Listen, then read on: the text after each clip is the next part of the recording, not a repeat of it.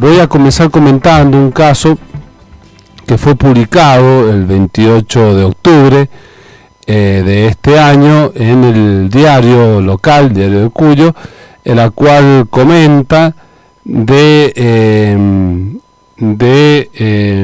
un papá que se le puso un bozal legal que rogaba después de 7 años ver a su hija.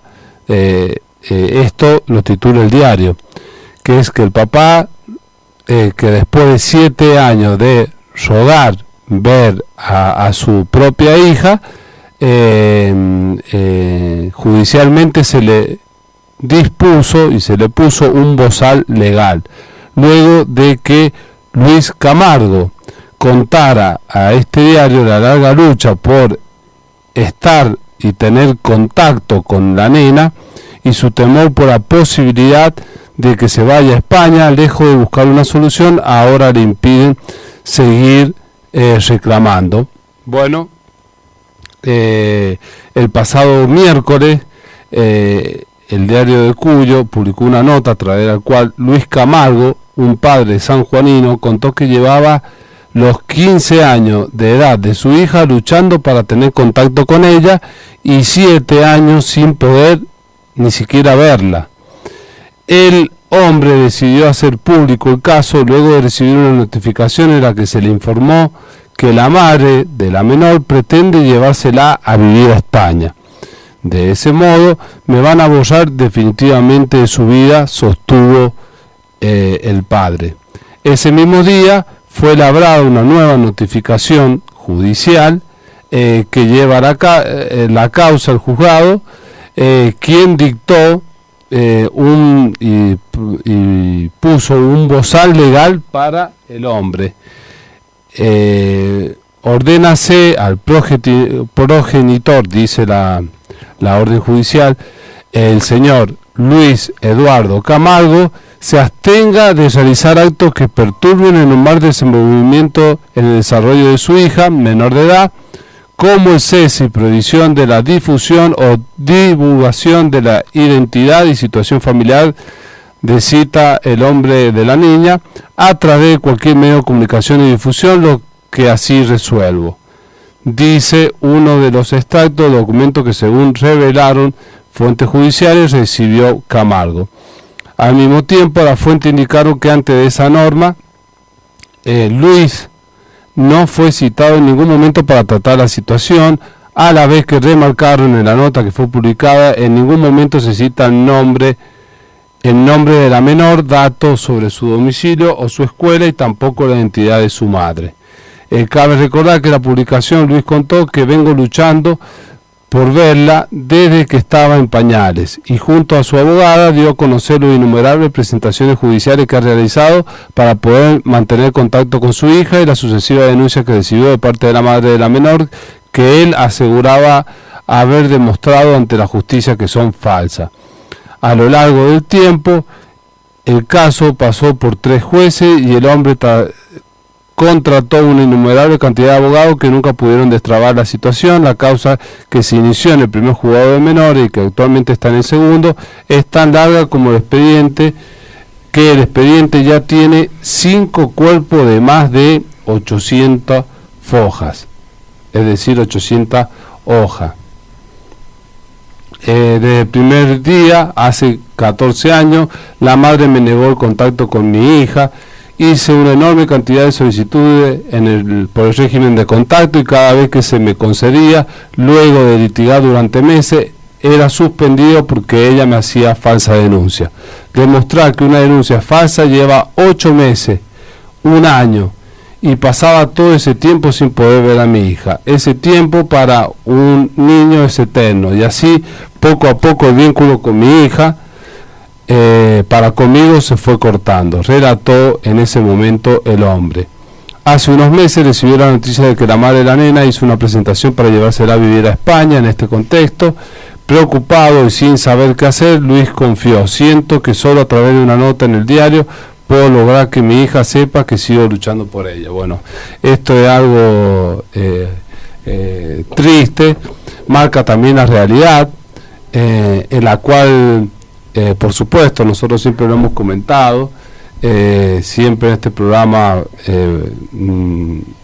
exponemos sobre la importancia del respeto de los derechos constitucionales, de la igualdad de género, de los derechos para todas las personas, cualquiera sea su sexo, de los derechos de la mujer, por supuesto, pero también, además de los derechos de la mujer, también están los derechos del hombre y de los padres, además de los derechos de las madres, que es el de ver a sus propios hijos, porque en la realidad también hay casos como este, en la cual el padre no puede ver a sus hijas, ¿no? De tantos años prácticamente no ha creado un vínculo de padre e hija, precisamente por no poderla ver, debido a, según lo que relata el propio padre, a la falsa denuncia, que también lo estamos viendo en la realidad. Por supuesto que hay denuncias que son verdaderas, de mujeres que son maltratadas o de niños, de la violencia, víctimas de violencia de género, pero también hay algunos casos en los cuales esas denuncias son falsas y por lo tanto caen en víctima los hijos o las hijas que no pueden ver a sus padres y los padres que no pueden ver a su hijo, porque esas falsas denuncias generan consecuencias, una orden de restricción judicial para poder ver a su hijo, y es muy dramático y muy triste ver a un padre que no pueda ver a su hijo y que su hijo no pueda ver a su padre, en este caso, por ejemplo. Entonces yo creo que en esto es una problemática y una temática que hay que empezar, yo creo que a tomar cartas sobre el asunto, porque hay casos que los padres no pueden ver a sus hijos, producto de falsa denuncia, no se puede, tienen el régimen de restricción de poder acercarse para ver a sus hijos, y no todas las denuncias son verdaderas, porque muchas veces por la puja o el conflicto de cualquier sea el índole, o por venganza, o por despecho, o por una cuestión amorosa o sentimental o económica, o cualquiera sea la diferencia que puedan tener los padres, repercute sobre los hijos y genera que algunos de los progenitores puedan cometer falsa denuncia, que eso trae como consecuencia gravísima en el niño que termina siendo víctima de esa puja entre los padres.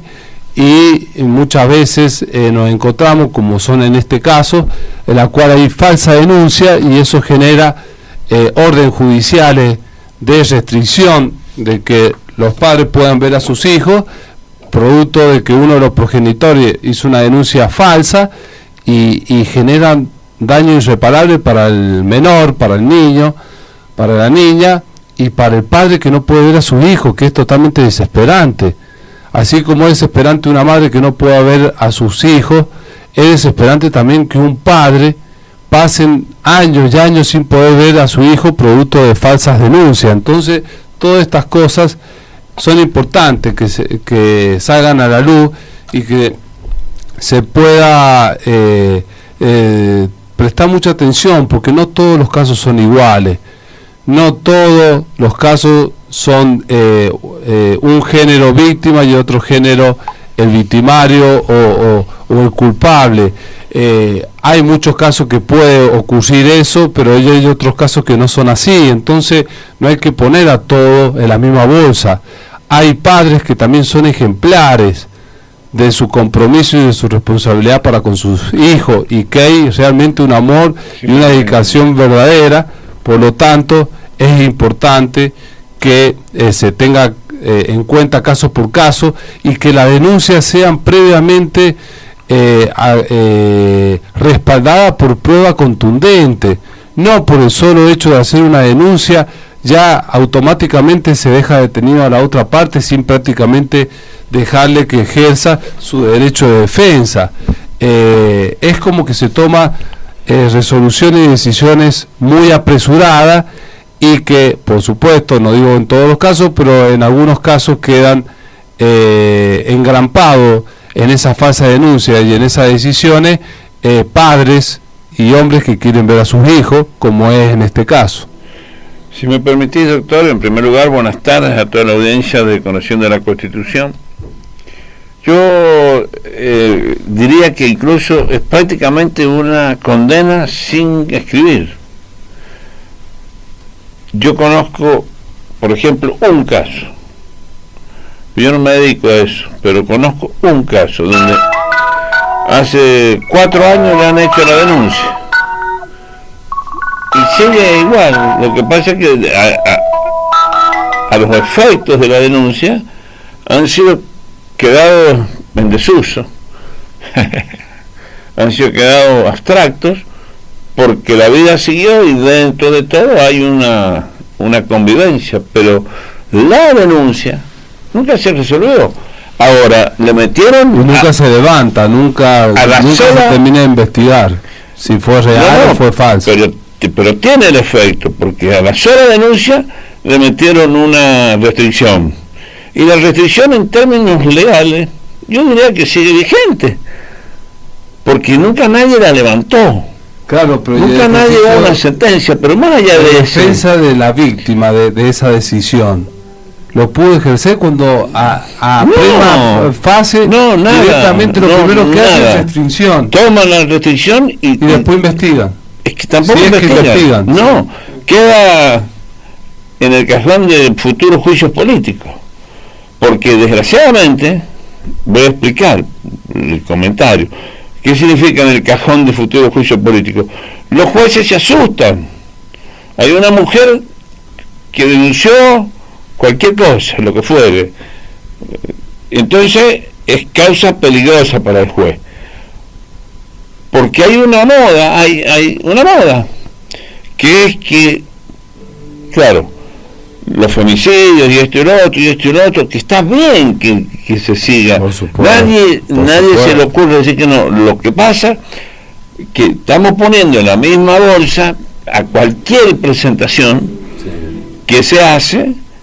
Pues no todos los casos son iguales. Claro, pero la resolución es muy automática, muy pide, te jodiste. Sí. Y no solamente es en todo el proceso y en todos los momentos. Han llegado a construir una idea en las madres de que pueden hacer lo que se les antoja, negar el hijo. No hemos ido de un extremo autor a otro. Claro, pero además la ley dice, no se respeta el texto de la ley. Sí. Yo le digo a los jueces, no respetan el texto de la ley. Pero no es que sea el juez el que no respeta. Digo, las partes no lo respetan, las mujeres no respetan ese texto y los juzgados, los jueces, no los hacen respetar. Entonces... ¿En qué parte pertinente del texto para que entienda? Claro, en el mecanismo de la negociación de las partes, en cómo tienen que tener los niños, cuántas horas los tienen que tener, que si lo puede tener hasta más tarde, si lo puede tener hasta más temprano. Entonces, inmediatamente una denuncia penal. Claro. Inmediatamente, se enoja la mujer, levanta el teléfono y le mete una denuncia, y viene una restricción para el padre. Yo entiendo, doctor, la posición de los jueces. Yo no, y le voy a decir por qué. No, pero entiendo en el sentido de que ellos tienen miedo de que pase, que haya una denuncia y que ellos, por no haber tomado la decisión de la restricción automáticamente, pueda pasar que se repita y sea consecuencia mayor y haya un femicidio. Entonces, para no pagar ese como costo, digamos, y ese riesgo, lo primero que hacen es la restricción. Pero eso ya afecta constitucionalmente los derechos del menor y del padre también. Por eso hay que investigar antes de hacer una decisión tan extrema como una restricción. Bueno, pero yo le digo, doctor, yo soy parte fundacional de todo este mecanismo de protección de las mujeres. Nadie me puede acusar de tener una posición diferente, porque en mi gestión como secretario de gobierno de la provincia empezamos con la comisaría de la mujer, y junto con la diputada en aquel entonces Marisa Bota, que después estuvo a cargo de la dirección de la mujer, no sé si hoy estará o no en el gobierno o en algún cargo. Trabajamos mucho para todo esto. Yo fui parte, yo representé a lo que era el Ministerio de Gobierno, a la policía, o sea, toda esa parte fue durante la gestión nuestra allá por el 2000, no me acuerdo, 2004, 5, 6, 7, no me acuerdo. Pero yo veo que lo que se ha producido es como una situación, la cachetada siempre metódica y sistemáticamente para el mismo lado. Y yo he tenido la experiencia personal de ver unas situaciones injustas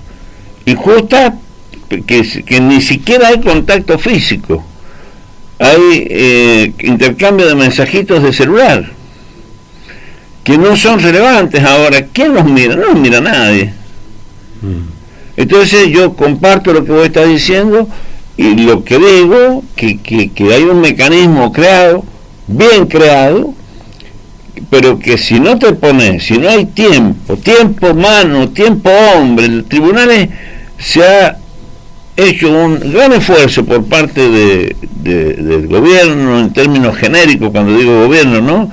El gobierno, ya sea ejecutivo, judicial, designaciones, un montón, la cabilda, fiscales, se ha creado todo para que se mire, para que se investigue.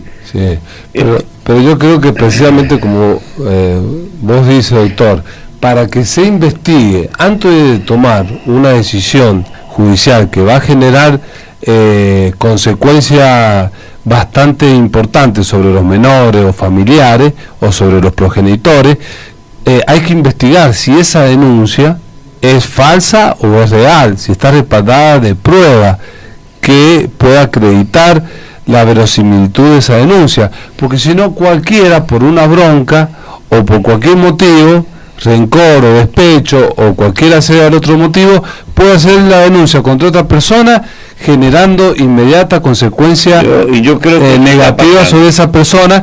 Y hay que investigar, no, me parece, y doctor, creo que en eso coincidimos, hay que investigar primero las denuncias. Antes de darle curso, hay que investigar la verosimilitud de esa denuncia, si son falsas o no, que estén respaldadas con la debida prueba. Si no, se termina afectando el derecho a inocencia, pregonado y protegido por el artículo 18 de la Constitución Nacional. Exactamente. Porque, repitamos una vez más, lo que nosotros hacemos desde este micrófono, de este programa, es contarles técnicamente qué dice la Constitución.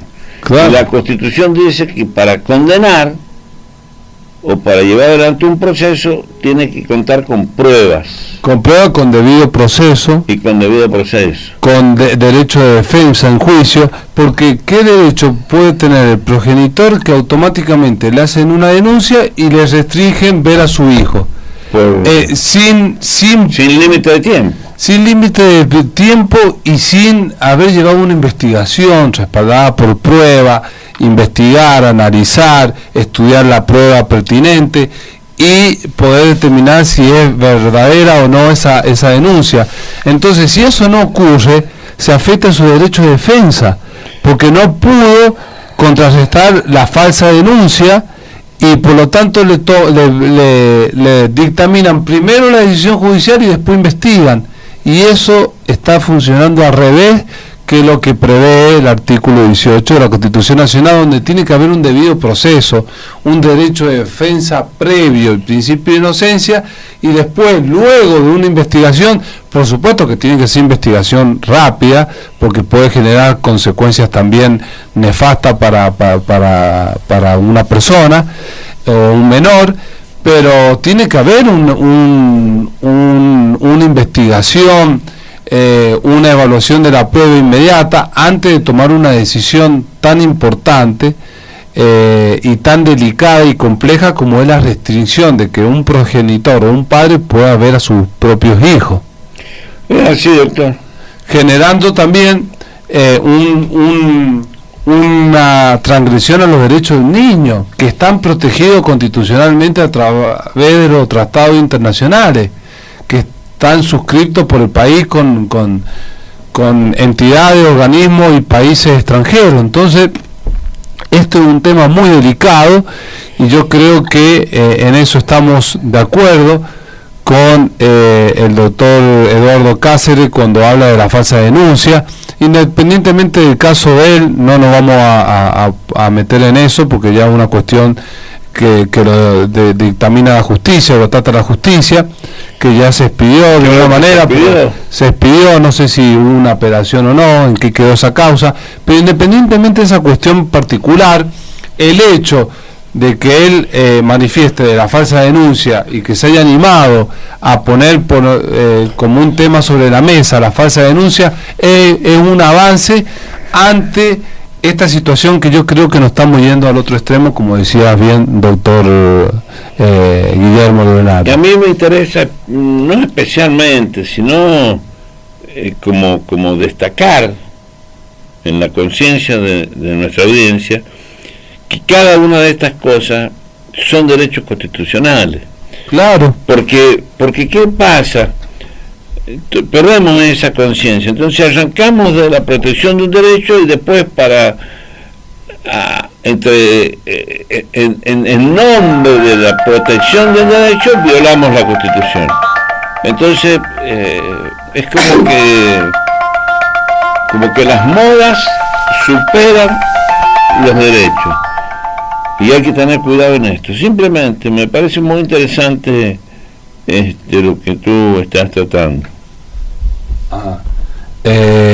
Así que así es, Guillermo. Bueno, estoy esperando a la doctora García. Sí, vamos, quería hacer un pequeño comentario antes de la pausa, Guillermo, y ya en el próximo bloque nos vamos a meter con un tema que es muy importante, que también quería participar la doctora Cristina Vanessa Laciar. Claro. Vamos a estar los tres, ya lo vamos a tratar desde el punto de vista constitucional, algo que es muy importante que nosotros demos nuestro punto de vista, porque es algo que directamente involucra a nuestra Constitución.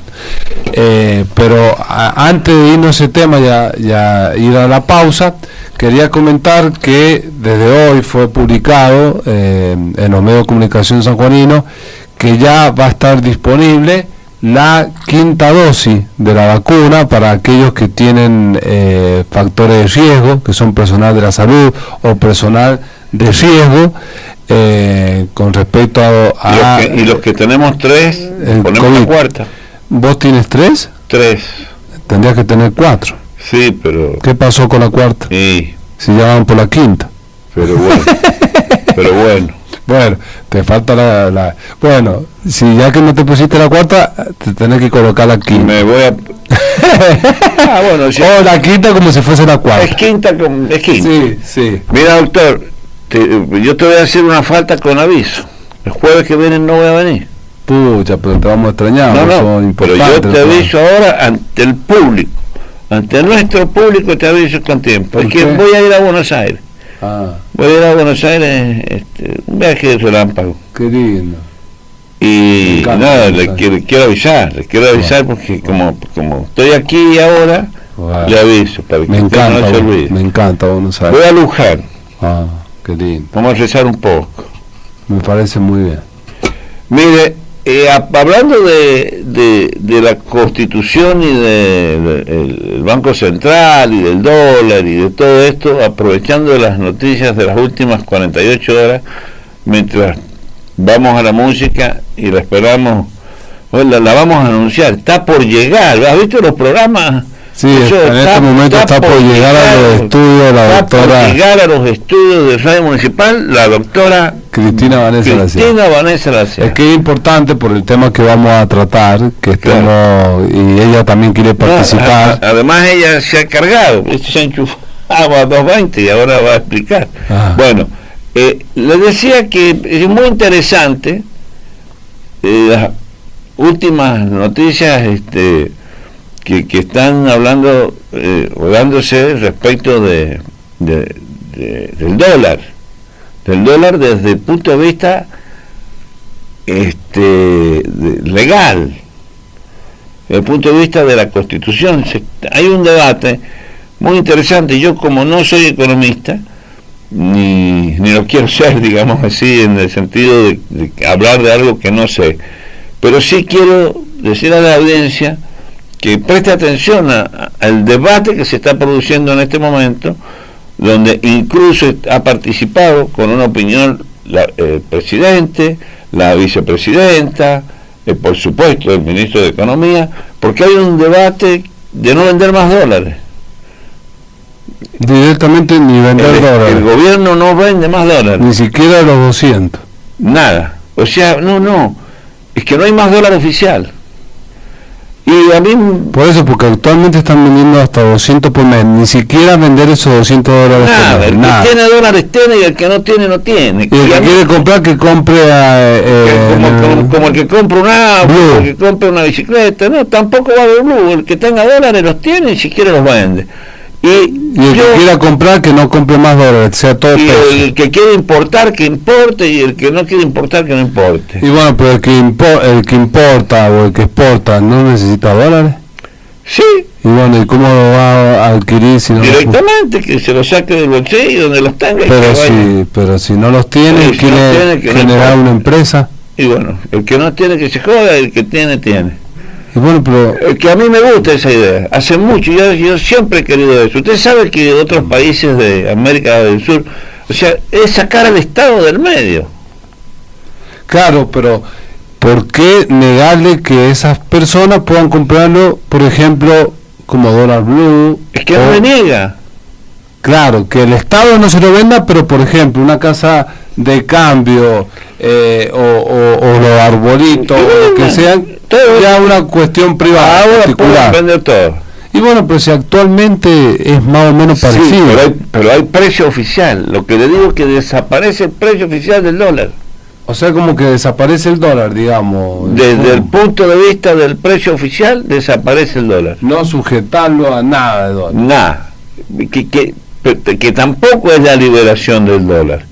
Porque es la no venta. El Estado no interviene más. Claro. ¿Y cómo hacen los que importan? Que compren con dólares. Usted cuando compra con billetes.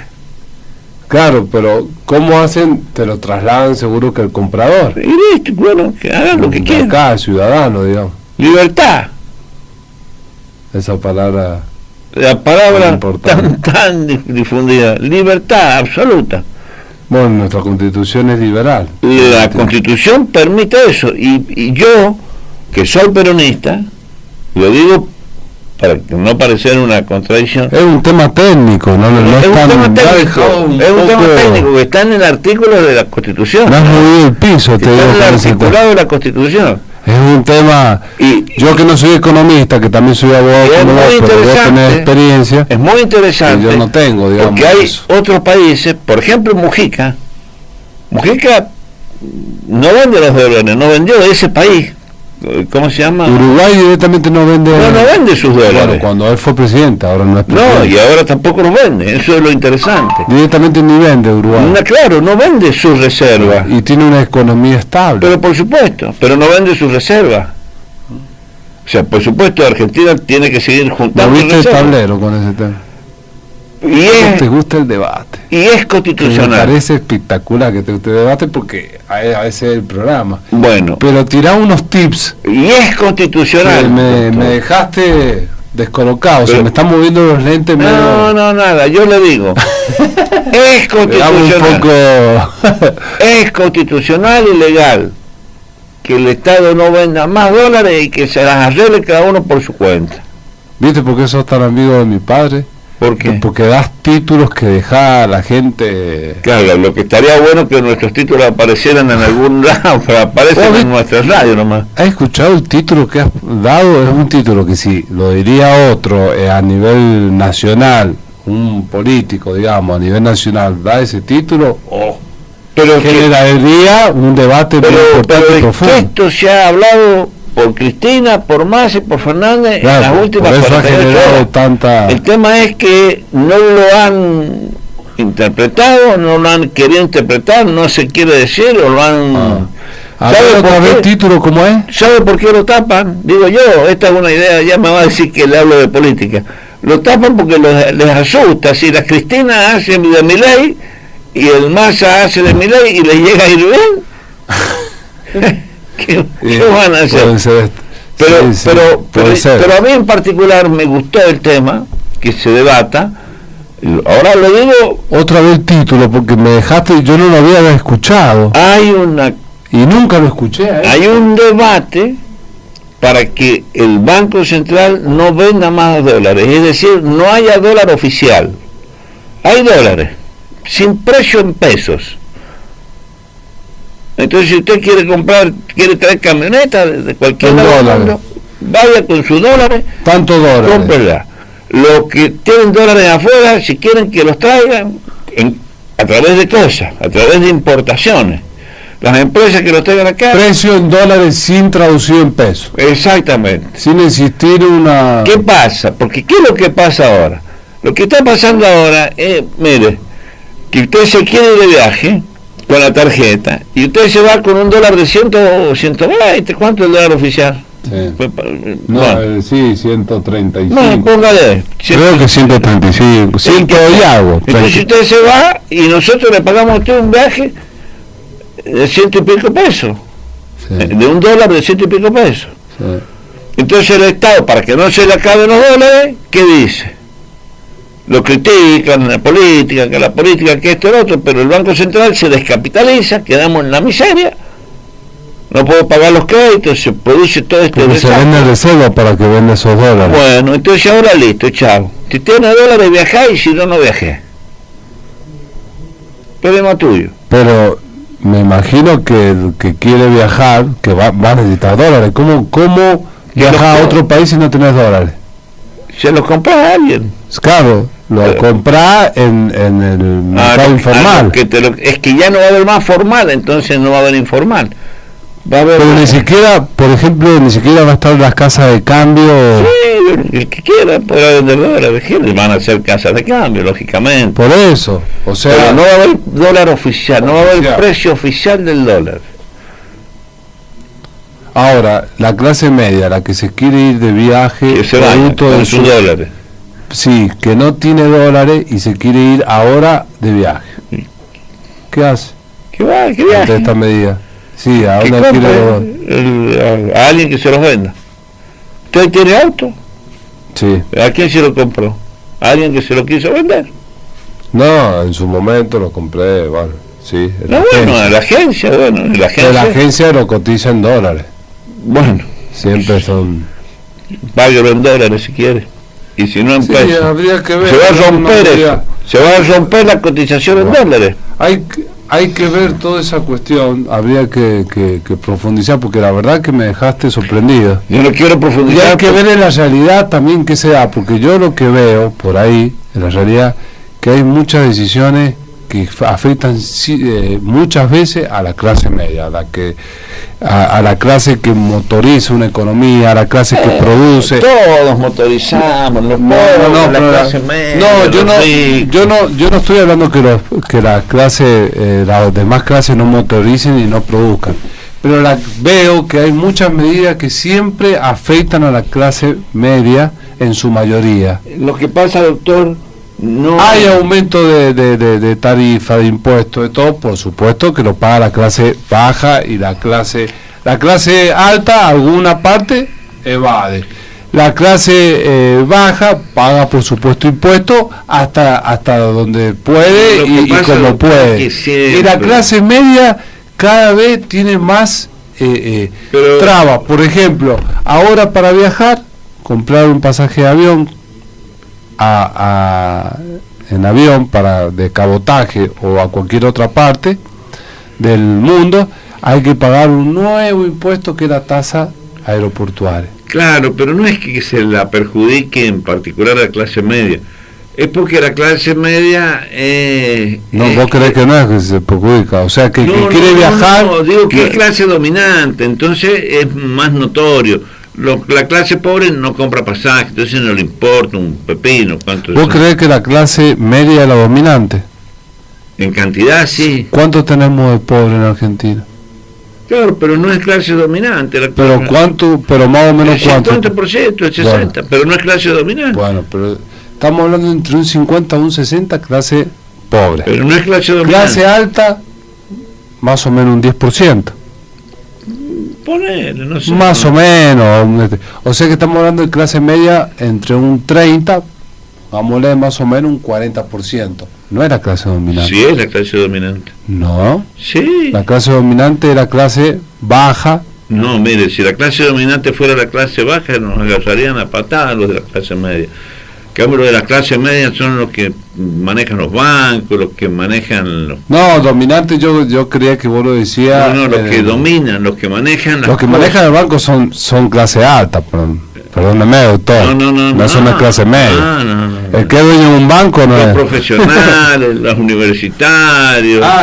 Esa es la clase dominante. Es la que los jueces, los secretarios, los empleados de tribunales. Pero no es la mayoría. Pero es la dominante. Para mí hay más clase baja que media. Todos los que hablamos por la radio. Y cada vez se va aumentando más la clase baja en desmedro de la clase media. Pero la que domina, la que domina el poder, la que mueve el guiso, es la clase dominante, es la clase media. Están en las universidades, en las radios, en la televisión. ¿Cuándo viste usted un zapasostroso conduciendo un programa? Para mí lo que manejan todo el país, todos son las grandes corporaciones que... Bueno, eso es lo que manejan el poder. Y bueno, pero esas son los dominantes. Y la clase dominante es una clase media que quiere ser como la alta. Si es que no es alta. No sé, mire, habría que preguntarle a varios de la televisión. Bueno, si tienen plata, porque Tinelli es clase media o clase de baja. Clase alta. No me va a decir que Tinelli es clase media. No sé, yo qué sé. El Guido Kafka, todos los panelistas. ¿Tinelli para usted es clase media? No, porque Tinelli es el número uno, pero todos los panelistas y todos esos locutores, los que están a las 6 de la mañana. Clase media. Eso es clase media. Y forman opinión. Sí, pero Tinelli es clase alta. Sí, pero clase alta, es clase media alta. No. Ya es como Maradona, hacen plata, pero son altas, doctor, no, es dueño. Son ricos nuevos, no, que no confundan. Ya no tan nuevo. Ya es rico hace como 30 años atrás. Sí, pero es rico nuevo. El rico nuevo es un concepto. Doctor, se lo está haciendo medio largo el primer bloque. Vamos a la pausa. Pero está entretenido, pero vamos a la pausa. Vamos, nosotros lo entretenemos, no sea la gente. Doctor, nos vamos a la pausa y después ya nos metemos de lleno. Estamos esperando la llegada de la doctora Bueno, y mientras tanto, Laciar. Pero en el próximo bloque, mientras le esperamos a la doctora Valenza, vamos arrancando porque el tema es muy delicado que queremos tratar y es muy importante a los fines de poder plasmarlo en qué dice la Constitución con respecto al tema que vamos a las normas constitucionales y las cartas orgánicas municipales. A mí me gustó más. Me corregiste y salió mejor expresado. Repetí, me salió bonito nomás. Bueno.